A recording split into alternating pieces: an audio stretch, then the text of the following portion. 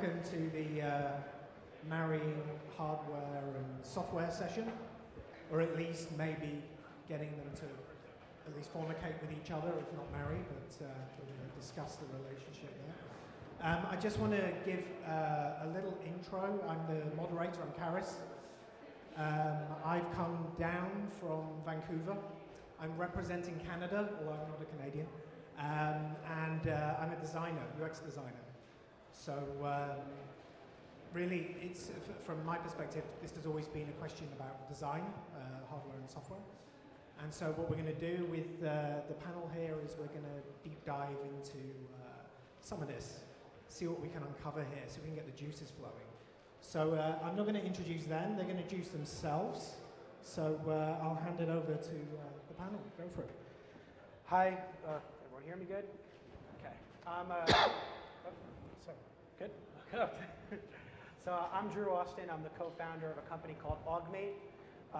Augmate is an enterprise software platform and tools that will allow deskless workers to be more productive and efficient in the workplace through digital eyewear applications. So we're targeting the supply chain as our customer base, and different applications like inventory, pick and pack, and different training opportunities, and really focusing on a user experience that can allow different types of workers to perform a job with access to information in their field of view, contextually aware information, through a device that allows for hands-free access to that information. And when I looked at the panel that I was placed on and the topic, at first I was thinking, what's the conversation? What are we going to be talking about? And it's a very interesting time for hardware and software. I think that you need different types of perspectives and minds to focus on the issues at hand. You have to think outside the box and be very comfortable, going through an unpaved forest and start to cut down some trees to clear the path for everybody else to see a little bit better. So it's just it's a really exciting time for hardware and software. I think that enterprise and what we're working on is going to be a driving influence in the consumer adoption. And I hope we get to talk about some of that stuff today, and I'm looking forward to having a conversation with some great panelists. Great, thanks, Greg. Perfect. My name is Floerkermeier. I'm the CTO and co-founder of Scandit. At Scandit, we provide enterprise-grade barcode scanning software for smartphones, tablets, and wearables. And different to traditional barcode scanner devices that you know that are very focused on hardware, optimizing the optics, making sure the barcode is well lit, we focus on software in the sense that we'll deal with the consumer cameras built into Android, iOS devices, and turn those scanners into really high-end premium barcode scanners that give you the same performance as the ones where the hardware is optimized, but through software. And with that approach to barcode scanning, we took that from the smartphone world to the wearable, in particular to the Google Glass head-mounted display world. And Andrew, just as you were saying, we really see that in the operations, warehouse operations, supply chain applications, where hands-free is premium, gives you better efficiency. Google Glass or similar head-mounted displays with cameras built in, they allow you to scan barcodes at 6-7 feet away, and puts the worker in a position where he can do his job more efficiently, because you don't need to get a scanner gun and scan something to confirm that he did something. He's going to make less mistakes because you have better information. And picking up the software versus hardware mode, what I wish for almost is I totally see that we could deploy solutions today where customers are asking in warehouse operations, picking applications for head-mounted displays with built-in barcode scanners, if the hardware, I'm from the software side, if the hardware was reliable enough, that it runs through an entire day. I'm happy for battery pack. I just want it to keep working when it's dropped. I want the display to work. I don't want the device to just shut down. All those kind of things that are absolutely crucial in a 24/7 enterprise environment. Let's get these guys, before we go too deeply into the details. I know we'd love to dive straight in. I'm Bram Cohen. I'm the founder and inventor of BitTorrent, the technology and company. We at BitTorrent have done historically basically just pure play software on the desktop. Actually kind of unusual that it's literally on the desktop these days. Lately we've been doing a lot more mobile stuff. And interesting theme there, particularly in the app which I personally am working on, is how we're really pushing the edge of what the physical hardware can do. And even while doing something that appears to be mostly software, are dealing with the physical limitations and the sheer immaturity of the platform we're on top of. It's not quite as bad as dealing with embedded, but even really basic things like getting the hardware acceleration of video working for you is not a simple thing to do on Android, and you kind of have more of the problems that I associate with like working on embedded systems than with working on a really modern development environment. My name is Nikhil, Jain, and I work at Qualcomm. Been there 16 years, worked on a lot of startup ideas. About 3 years ago, we started thinking about wearables. And the unique asset we had was a display called Mirasol. And what was interesting about Mirasol was that it works on the concept of reflective displays. So it works like that of a butterfly's wing, where the wing actually creates interference to create colors. And the interesting thing about the display is that it's a very low power display. So in this mode, when this watch is showing time and connected to my phone, it consumes a very small amount of current, and the display itself is about less than 100 microamperes. Now, if you pause for a minute and think about 100 microamperes, a typical LCD is of the order of 20 to 30 milliamperes. And so we sort of felt this was a paradigm change, where you had a display that was so low power, but still did many frames a second. And so essentially, we had to go back and find a system that can have the sophistication of a phone's UI, but still be low enough power that it could be paired with a display that was so small. So that's what this effort was about, was creating a watch that can last for now almost 15 days on a person's wrist. What we are doing is actually creating a reference design around it and making it possible for others to make it. And when we made the watch, we realized we also needed a pair of headsets, and I'll talk about it later. But the other interesting thing about these wearable technologies, how do you charge when you have a bunch of things? So we created this wireless charging technology that you just put this like that, and the headsets go in these cavities to charge. And it's a real good example of how, like Steve said, that if you really care about software, you have to make your own hardware. We were thinking if you really care about your hardware, you have to make your own software. And I think this is a very good panel that demonstrates some of that application. What do you do for the radio on that, for wireless connectivity? Bluetooth. Bluetooth, oh, okay, yeah, because I've noticed on my phone, it's like if you're actually doing something on your phone, that'll drain the battery really fast. But when you're not actually doing something per se, there are two things that really kill you. One is the display, and two, the thing that I really don't know how you can avoid it is the antennas on it. As soon as you're connected to wireless, it's using up a ton of power. And if you just put your phone on airplane mode, it just lasts like forever. Yeah, I think what's interesting is that when you have more sophisticated software, it helps you to write application easier. But the price you pay is in power. Right. Instead of moving 1 bit, I need to now move 16 bits around, right? So your processor, the power architecture, every component on the board has to scale. Yeah. And so it's kind of an exponential change in power consumption. So yeah, right. well, like one of the apps that we're working on is a messenger app. And a really interesting thing there is a messenger app has to get messages kind of proactively, sitting around doing nothing, suddenly get messages. And particularly on iOS, the platform is actually getting pretty hostile to allowing that to happen because they don't want you leaving your radio turned on all the time because it's going to make the entire phone run out of battery much, much faster as just a fundamental limitation of what happens when you've got Wi-Fi turned on. Actually, that brings up an interesting point. So, I mean, when you're looking at solving use cases, what's leading here? Is it the hardware limitations, or is it the software? Like, where do you start? When you're looking at the problem, do you think, let's just take a platform and then let's see what we can do with it, or are you kind of looking at it from the software perspective to start? It's a very good question. Let me tell you where we started. We started with the user. So when we started thinking of a watch, we said a watch must do three things from our perspective really well. The first thing is it has to be so thin that it disappears. You talked about design. I think for us it was all about design. The second thing it had to do was a human being should not be concerned by charging it. And any friction regarding its use, that was the second thing we worked on. And the third thing we worked on was that it had to be affordable. So if you calculate the FOB, which is price first, off the boat, it's like at Hong Kong and a port in Hong Kong if you make it in China.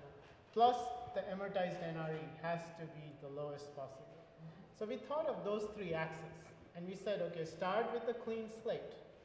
No constraints about software, no constraints about hardware. And so that's interesting because you're from a big company. How does that work with the smaller guys here? Like, how do you tackle those kinds of issues? I think it comes down to kind of rethinking design and user experience in itself. So we are from a designer standpoint, we take a look at this as a spatial issue, and user experience has to encompass a lot of different things. There's design, there's capabilities of the hardware, there's sensors, there's the ways you interact with the content, the way you trigger content. Developing an application or developing software for wearable technology, it's going to be a very different process than what has been done in the past with PC and mobile. And that's because you have to understand the full way that you can display content. Do I have to use a swipe? Well, if I'm wearing gloves, I might not be able to use a swipe. So do I use head tracking? Or do I do gesture control? What ways can I display content? Is it going to be through location? Is it going to be through barcode scanning? So all of this has to be, and you're not just limited to your interface. They talk a lot about, with the hardware, the different fields of view. Well, a lot of the things that we're talking about can be displayed by a sound, a color. You just really have to take a very kind of bird's eye approach to saying, how can I make this a magical experience for a worker? Because like I said, we're playing a critical role right now in the adoption process of digital eyewear. And you can't just look at the digital eyewear from the limitations of the hardware now. You have to say, how is this going to evolve? And when you think that way, you have to give these deskless workers an opportunity to adopt this technology in a way that they're comfortable. So I think it's a very interesting challenge. But so would you say that do you approach this sort of holistically, these problems? I used to work for a big consumer electronic company that shall remain unnamed, and I knew that the kind of industrial designers and the hardware manufacturers were sort of in one silo, and they carried on doing their thing and building hardware and delivering hardware. On the other side was the software guys, and they kind of threw it over the fence, and it went onto the hardware, and quite often it didn't really work very well at all for either side. So, how do you get around that? How do you get around that kind of like bunkered siloed mentality? Let's hear it from more of the individual as well. I think it depends very much on your requirements. For example, I totally share your requirements, but when I speak to our customers, we speak to in logistics, warehouse operations, they would not share those requirements in some way. They about being lightweight. Today they're carrying finger-reading scanners with displays with big battery packs. To them, carrying a battery pack, but for that, getting a device that actually runs through the entire day, is robust, is rugged, is more important. For them to have something that has, in that sense, saves on battery, saves on processing time to run longer during the day, versus something that gives them, a super efficient barcode scanning display, input capabilities, but carrying an extra battery as a battery pack, is totally not an issue. And so I think from that perspective, I think one of the challenges in the wearable domain, especially when we look at the enterprise space, is that in the enterprise space, really, I think users or workers are willing to make different compromises than people are doing in the consumer space. Where, if you're wearing a watch, you want that to last because that's your experience today. Whereas if you're having in the enterprise space, you will compare it to what you have today, which might be a handheld barcode scanner, handheld computing terminal, and it's got to make you more efficient. If it just needs to weigh a little less than what you're currently using, not nothing. So BitTorrent's a software company. So we come at things very much from the software side. So we have a total of 3 mobile applications that we have now or are working on. And one of them is just our main application on mobile, which people just asked for it on mobile. So we're doing it. I think most of the usage there is actually surprisingly people who like just have phones and don't have a real desktop computer.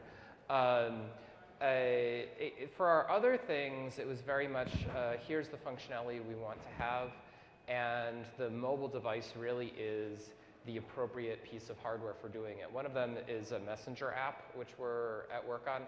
And there you want the person to be always connected to it all the time. And it's very important for any messaging service that it work on mobile devices, and people inevitably primarily use it on mobile devices.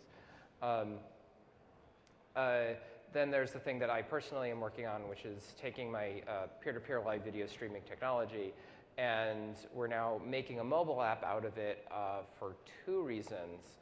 Well, 3 reasons. One of them being that it has a much nicer sandbox than web browsers do. So that's very software-centric and kind of quirky need. Another one being you get much better engagement on mobile, and particularly for something that's all about live events, you want to be able to tell the person, hey, this thing's happening right now, so that they can then engage with it. And 3, it has a camera on it, and we're actually going to be using the camera.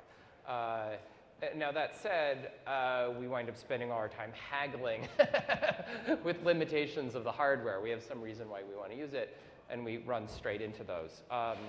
When I think of other things that people might want to do, though, there are definitely some things that are very, very hardware motivated. Like when you talk about Google Glass, which is kind of the Palm Pilot of digital eyewear, it seems to be like there's this great future of things that are like that, but that's not the product for it. But the one thing that's really interesting there is the way it takes photos. And I think when you start thinking through how that develops in the future, it fundamentally, profoundly changes what it means to take a photo. Today, when you take a photo, you take a photo. You take out a camera or your phone, you get in position, and you take the photo. And it's really unfortunate because something happens and you want a photo of it, and so you're after the fact kind of recreating it.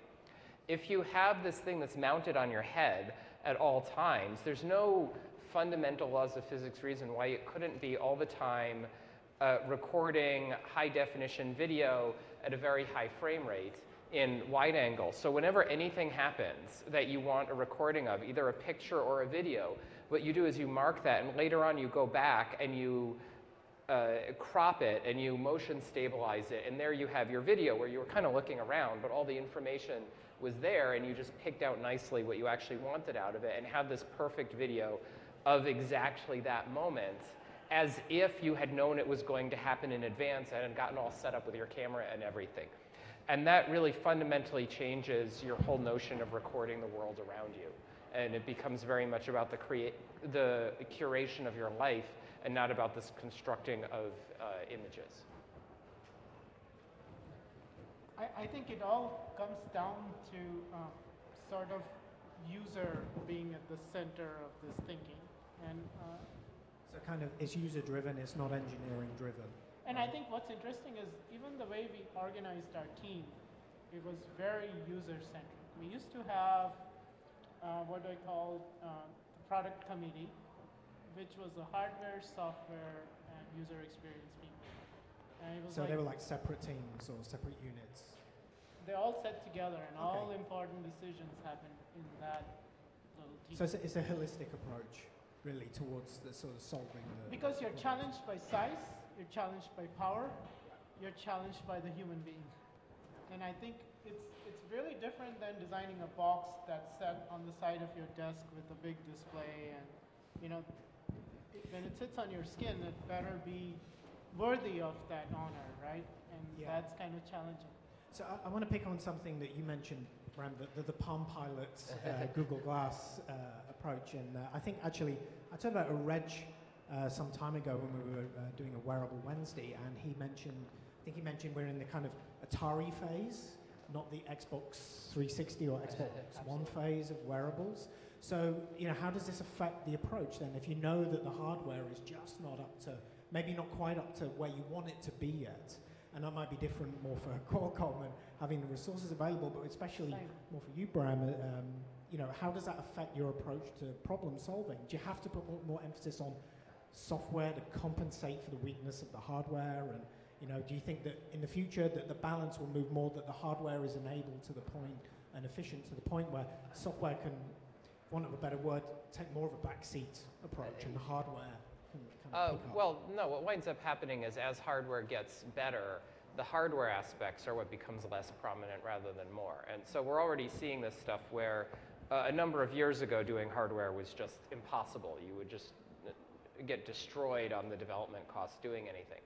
And now it's like, well, you can get an Arduino and you can do stuff on the Arduino. And even better, you can get a Raspberry Pi and you can do stuff on the Raspberry Pi. And now that's like a Linux box. That's a real development environment that you can program to in a normal way when you're building on top of a Raspberry Pi. And it costs you a certain amount physically. But it's fabulous from a development standpoint. And I think phones are almost there right now. Like, as far as game systems go, a phone is a fabulously powerful device. Even phones from a few years ago have tremendous capabilities in them. And they're kind of just barely getting there from a video processing standpoint, to the point where you actually get like really nice high quality video calls where really the limitations on how good the other person looks right now are very much about what the hardware on the phone can handle, not so much about the bandwidth that you have to the internet. And so we're just barely getting there on the video side with the hardware. And this is just for the things that people have in their pockets all the time. But I think as far as any custom thing goes, that always follows the phones. Everything is really developed for the phones. And whenever you make anything else, it's you're using devices that were built for a phone originally and just putting them in a new device. I think as far as Google Glass goes, it's really not there. Its capabilities are kind of a joke. My impression, the thing I posted about Google Glass after I actually got to try to use it, it's kind of like if you went 30 years into the future and got a disposable computer out of a vending machine. They really decided to fetishize this lightness of it, which I guess is an aesthetic, but it makes it feel disposable in many ways. It was kind of made out of cheap plastic. It's got like not very much battery life and power and CPU related to keeping this battery life, just because they really wanted to keep that weight down, which seems really misguided to me. Because if you're willing to look dorky enough walking around with a Google Glass, I don't think it's a big deal to have a wire running into your pocket where the battery is. I actually see quite a few people with glass with wires Yeah. to recharge. To speak to that real quick, I think there's also a responsibility toward, we talked about there's hardware, and then we talked about software, and the people that are building what we're about to experience. But there's also a role for the business side here, and I think that the part of that is setting expectations. When you start to think about introducing this to, at least for us, we're introducing this to the enterprise. To companies that their core focus is on the user, on their workers, and the bottom line. Those are some of the most important things. So there's efficiency, productivity, safety, accuracy, all that type of stuff. So we really need to that's the whole part of like when I said there's a gradual evolution. What Google Glass can do now is certain types of things, and one of those things is paint a picture for the future. And companies need to understand that, hey, there's a process for this adoption. And you can either be ahead of the curve and have the understanding of where this is going to be applied to your business, how is it going to be, what's the implementation process going to be like, how are you going to integrate it with your current systems, what types of user experiences are right for what situations, what are going to be the key use cases. All of that stuff is like developing process 1 and process 2 while we're at device 0. So I think that's very important to this whole evolution, this whole adoption process, is considering who's using this, what the capabilities are right now, and then saying and letting the evolutionary process and the adoption process take place naturally. And I think that, like, I see a lot of companies doing. I was just at Augmented World Expo, where it was very heavy focused on augmented reality, true AR. And I think that there's an interesting thought that I had from that takeaway was that there's a lot of cool stuff being built, but before we got to the touch screen, there had to be a keyboard, and I think that's where like information snacking and just quick access to information and letting people understand what having access to hands-free information in your field of view, what that experience is like, will get us to a process where the hardware is pushed, that the hardware becomes better, the AR experiences are more immersive. So I think it's a process. Well, one of the really unfortunate things with Google Glass is it's incapable of doing anything even vaguely AR-like for just a bad product decision. They just decided to put a display up there for no apparent reason. I think some of the reality of whether it's software or hardware and their limitations, and I think cost is another one. For us, cost is important because we believe in scale. So I think constraints are an important grease to drive innovation. Yes. I really think constraints are very valuable, even the human constraints. Agreed. And for my own sake, that makes the work more interesting. But I think it also brings out some amazing results. I mean, in trying to make that thin and small, we invented something else that would show up to be valuable. And I think that's the fun of all this. I think, though, just to Bram's point, I think what's interesting is the hardware constraints are there. I agree completely. I think having those constraints help you be more, let's say, creative in terms of the thinking, but it's not maybe so creative to take a current metaphor that's maybe from a desktop or a mobile device and simply shoehorn it onto another kind of device. So it brings up the question, you also mentioned it, Drew. What do you guys think, or rather, where do you think it's going in terms of interaction with these devices? Do you think it's going to be, drop-down lists, and these kind of typical metaphors for how you interact with computer systems when all this stuff starts getting distributed across your body? Does it even make sense anymore? This is something I know from a design perspective. Designers are always thinking about this. It's like, are we really going to take an iPhone and shove it into a 1-inch screen? Does that make even any sense? Is that what people want? So where do you think it's going with this? Where do you think it's driven from? I think a big thing is, first we call ourselves, Augmate, we call ourselves a wearable first team. And I think that's, it could be looked at as a brand thing or whatever, but it's really a mindset to take, because you can't, you can't look at all the precedents here from mobile and PC and let that drive all of your influence. So, my opinion where it's going is some really exciting places. I mean, first thing is, access to information in your field of view is one of the more unique ways to interact content that I've ever seen. Like, everything else that we've ever touched, we had to go to a computer, we had to go to a mobile phone, we had to go to a tablet. There was a disconnect between the interaction and documentation or any kind of engagement with that content. There was some type of disconnect between the experience and the engagement, and that's now eliminated with wearable technology, which is very, very interesting. So if you start to explore, what that means and how you can interact with that type of content, then it opens up a whole way, and I think contextually aware is going to be tremendously valuable, because it's not just, it's not just delivering information what you need, it's where you need it, it's when you need it, it's how you need it, it's why you need it, and that opens up even more user experience and user interface opportunities. So I think it's incredible. It's the context, yeah, right? It's just it's an amazing opportunity to be able to display information that can be interacted through, there's third-party sensors, there's triggers that are, there's third-party accessories. I'm seeing things like the Mayo and the finger rings and things that open up entirely new ways that you can interact with content. And we're just at the very beginning of building that precedent, or building the ways that people are going to start to see, like, oh, you can do that? Well, that'll lead you to, oh, I could do this, this, and this. And I think what we're working on over here with computer vision, that's going to open up a wide range. Like what Scandit's doing right now with computer vision and barcode scanning, that's going to open up a door, or open up a mindset to what can computer vision really do. And that's an interesting conversation in itself.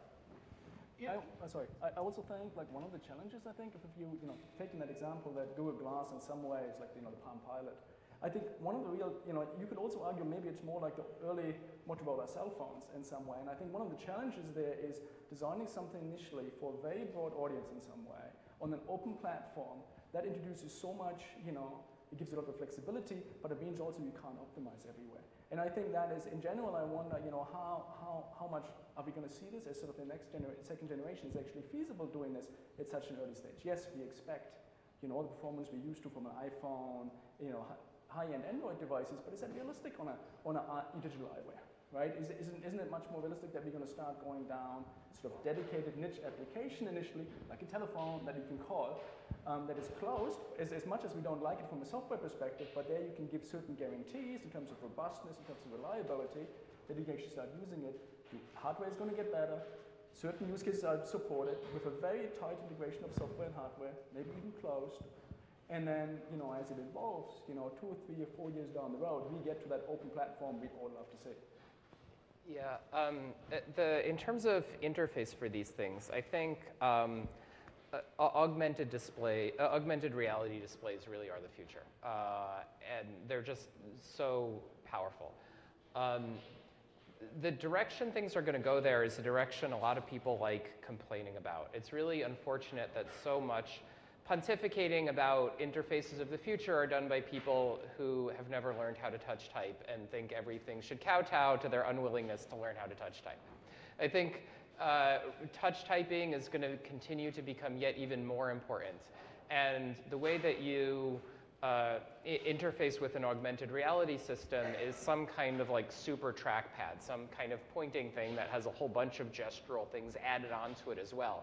But a fundamental core to this whole experience of interacting with this is you must learn how to touch type and interact with it in that way. And that is incredibly powerful, incredibly ergonomic, and also has a learning curve that people are just finally going to have to stop whining about and just do. I'm always telling people, like when I see coworkers looking at the keyboard as they type, I go over to them, I'm like, look, it'll take you a few days to learn how to properly touch type. It'll totally change your life. It'll increase your productivity at work for the entire rest of your life. All you need to do is just practice not looking at the keyboard while you type, and eventually you'll get it. And when you're doing augmented reality, you're going to have to do that. Wearable technology, though, could potentially remove the need to touch type when you think about it. Like, you might just be able to type doing this. You might be able to type by I try doing that. It doesn't work. But it does open up these, like, touch type might, it didn't work in some environments also. Like, you can't touch type while you're underneath a car, fixing the engine. You can't really sit there and touch type, but you do need that information. That's why you strap it here and here. What's beautiful about these devices is that it opens up new ways to think about what touch typing is.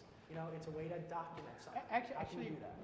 When we started working on these headsets and watch, the unique realization I had was that so far we had only engaged our eyes and hands. We are actually engaging a lot more senses that were never involved in computing. So let me give you an example. This watch, I started thinking of this as a sensory interface to the world. So the example that was in my head was this was a way for my wife to hold my hand remotely.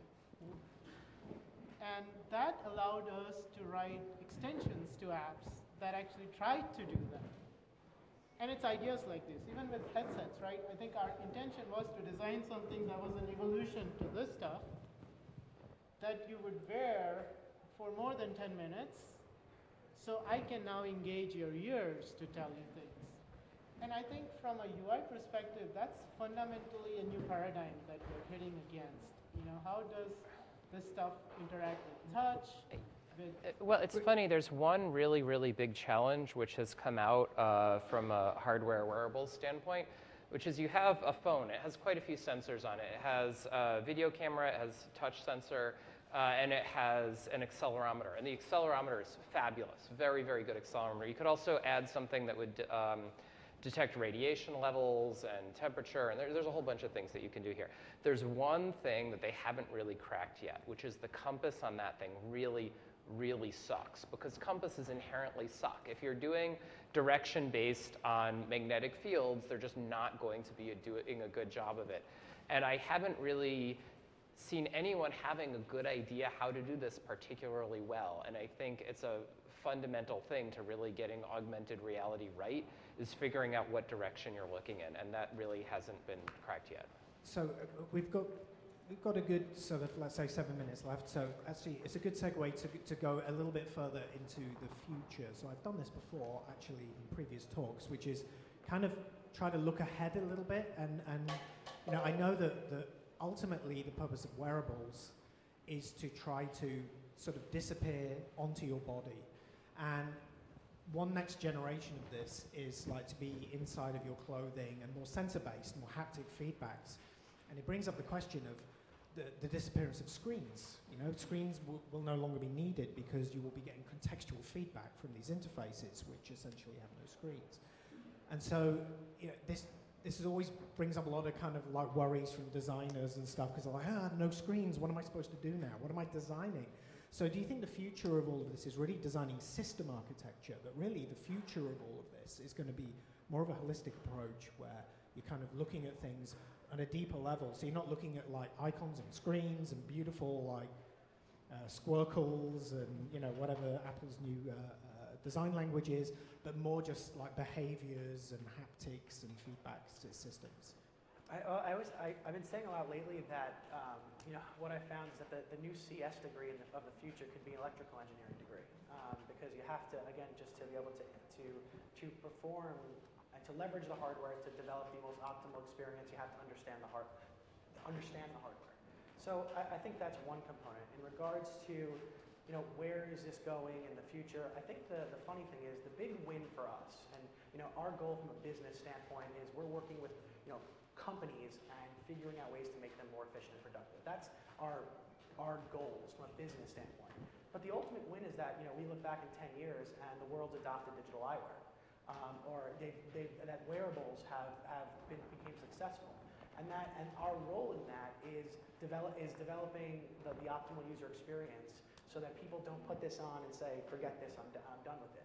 So, you know, we have this big role, and if we do that successfully, what happens from that is some wild things. You know, we start to explore computer vision even further. How can computer vision be built into more applications? You know, think about it. When you're, you know, in the future, in 10 years from now, you could be reading a book, and it just by looking at you and understanding your expression, you know, it might reword the pages in front of you to make sure you understand what you're reading. You know, there's all of these crazy opportunities for the future of consumer applications. What needs to happen now is understanding of how do we get to consumer applications. That it's not, you know, us wearing Google Glass and taking pictures. It's showing quantifiable results. And if we can do that, that's, I think, the big win for us. Great. Christian? I think currently we're talking about separate wearable devices. We talk maybe about a watch. We're talking about Google Glass. But I fundamentally believe that looking, you know, a little further out, you know, today, from a complexity perspective, it makes all sense to treat them as individual units. But, you know, is it really necessary to have a display, unless it's augmented reality, that is up here? Why not leverage the display of the watch to show me the information I currently see on Google Glass, but I keep the camera there? Does it really make sense to have a, you know, touch input next to my eye? Or isn't it much more convenient to, you know, touch type or, you know, interface in a more natural way? I think we're going to see much more today. Hardware, in some way, it's easy to design one thing rather than 4 or 5 things at the same time. But having sort of distributed hardware that works reliably together, maybe with some nice low power wireless protocols, could lead to a much different and much better user experience. Great. I think you only need one display. So I think what we're going to see is, rather than trying to cram a new display into everything, unless that's its whole point. If you have a watch, the whole point is that it has a little display there. But everything that you have that's a wearable, everything in your house, your thermostats, your lights, all those things, they don't need their own displays. And it's expensive to give them their own displays. And it's better if they have a mobile app or a web interface or something like that, and then you can have a fabulous interface to it, and you use your phone or your augmented reality display or your desktop in order to interact with it. And there's no reason to add completely erroneous displays onto all these different things. And these different things that you have are kind of fit together as an overall unit. So I think for typing, like I was saying, you need to touch type. It's either going to be like strapped to your waist, just down here. Or the really neat thing is you can put accelerometers into basically under people's fingernails. You love typing. You love typing. It's what you do for work when you sit at a computer all day long. It's fundamental to what you're doing. But the promise of doing everything with augmented reality is you're no longer conforming the posture of the person who's doing work to just where everything happens to be positioned. So while someone is at work, they can get up, they can walk around, and they can be looking at a virtual display that's 50 feet tall and 100 feet away, and they're not contorting and destroying their body and their posture and having these long-term medical problems just so they're like looking at a screen and putting their hands in the right place. And that's going to be tremendously good for We'll have everyone's to health. push forward. Yeah, so I think of this as engaging your senses. Human beings are very sophisticated animals that know how to interact with their surrounding in many different ways. So to me, your clothes is a display. And we just don't know how to make clothing that would change color by how I think. So essentially, wearables over time are going to engage more of your senses. And display is, we are really, very limited in how we know how to display things. And as they advance, everything is a display. And I think part of it is looking at information for yourself, but part of it is also conveying to others what you intend to do. And I think I see more engagement of senses happening. Great. Do we have time to take just a couple of questions? Not one question? One question from the audience, maybe? Anybody? Just one question. Who's going to be a lucky one? Who wins? No? No one? Going, gone. Okay. Thank you very much. Thank you to the panel.